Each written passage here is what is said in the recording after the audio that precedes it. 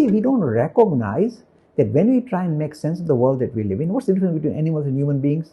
Animals live in a blur, purely at the sense level. So the senses tell them, eat this, drink this, run away, this danger. It's purely at the level of senses and instinct they operate. They've got nothing more. So animals only operate there. And their worldview would be very much a blur. They can't really grasp reality as human beings can. We know that. Some of the animals are getting pretty close, by the way, but overall they still live in a blur. Now in the human kingdom, one of the things that we have discovered, people thought that it's called language. Now people initially thought language is just a way of communicating with each other. So I can tell Nishit Bhai, you want some nice cold drink, it's in the fridge here. So I communicate with him using language. So it's a way of communicating with each other. And in the ancient Stone Age men, the Stone Age men would grunt, woman that side, oh, water that side, and different grunts for different ideas or different aspirations. So language started in the very kind of grunting way, but then it started to become much more sophisticated.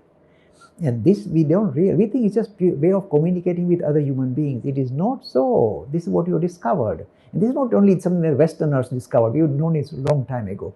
Language is not only the only thing that allows you to communicate with other human beings. That's what we normally think. Language is the way you communicate with yourself. You say, no, I don't want to communicate with myself. Of course you do. When you want to make sense of the world that you encounter, you want to try and grab it, haven't you? You want to try and put your clothes around it. How do I understand reality? So this process requires a string of verbs. It may be poor grammar, it may be in any language, but you require this kind of string of words to grasp reality. And this we never thought like that. Think about it. Without words, can you think of anything? Come on. Can you even appreciate the world you see around you without string of words appearing to give you a handle on it? So string of words gives a handle on reality. So it's not a minor thing. So words or language is not some minor faculty we possess as human beings. It is the most important faculty. It allows us to make sense of the world that we live in. And this is very important. It doesn't matter what language or which grammar or whatever. You could poor grammar, doesn't matter. It's language that allows you to get a grasp of reality. Now this particular idea was explored by a Western philosopher called Wittgenstein. And Wittgenstein was considered to be one of the top philosophers in the Western world. It's Plato, Aristotle, Wittgenstein and Kant. So they said these are the four top philosophers. So Wittgenstein got really renowned because of his understanding, say language is crucial for us to make sense of the world. And the other thing he said, which is of course interesting, is that the wider the vocabulary you possess, the finer grasp you have of reality. Isn't it true? If suppose you are a very crude person, you got very limited vocabulary, you can't really explain yourself so well. In fact, I'll give you an example. In the ancient Hebrew language, the language was limited. And this is very interesting to see. I observe these things. If they wanted to kind of express, say they were anxious or kind of frightened or weird, there's some feelings, they wanted to express their feelings, they didn't have words for it. That I'm kind of anxious or I'm nervous. So only thing they used to do is they say the Hebrew people kind of broke out in boils. Everything, boils came out. There's nothing to do with them saying anxiety, but they didn't know the word anxiety. So they keep breaking out into boils, little pimples all over the place, little bubbles all over the body. Now they didn't keep breaking out into pimples, but this is the only way they could express. So you see, language in a way limits the way we understand reality. Please realize. And you may think, Wittgenstein, a Western philosopher. No, this is ancient stuff. Look up, the ideas of Adi Shankara. We say the way we grasp reality, a lovely thing, is Nam Rupa. Name and form allows us to get a handle on reality. Nam Rupa. In fact, the word Nama came into English as Nema. Same, the root is Sanskrit.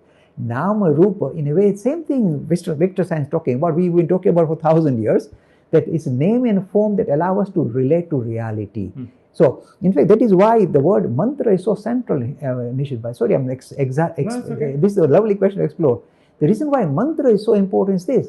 This is what we say. We say, really, when you try to understand the idea of God, still very fuzzy, but if you give a name, then that name is very potent because that grabs God. So haven't you heard this lovely story in the Ramayana story? This is like a nice kind of narrative. That when Ram threw the stone in the sea to build the bridge, the stone sank. But Hanuman said, no problem, I sort it out. God's name is greater than God. He was talking of Wittgenstein. So he wrote Ram on the rock and he threw it in the water. Of course, it floated. So this is a narrative, by the way, so watch it. But the thing is, We recognize that name is a very important way of relating to everything, including ultimate reality. So when you get a mantra, this is what you are doing. When a mantra is given to you by an enlightened person, that word, that if you like, that vibration that enters your system will not leave you alone. So you in a way been given the handle on God. So God's name is greater than God, says the Hindu tradition.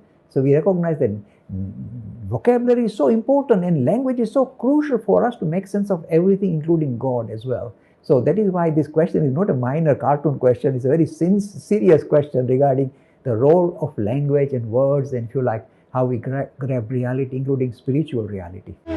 Free e-learning course in Hinduism. To register, please visit www.hindu-academy.com. Talks on Hinduism, sponsored by People Care, encouraging caring for the elderly in their own homes. For more information, please visit peoplecare.com.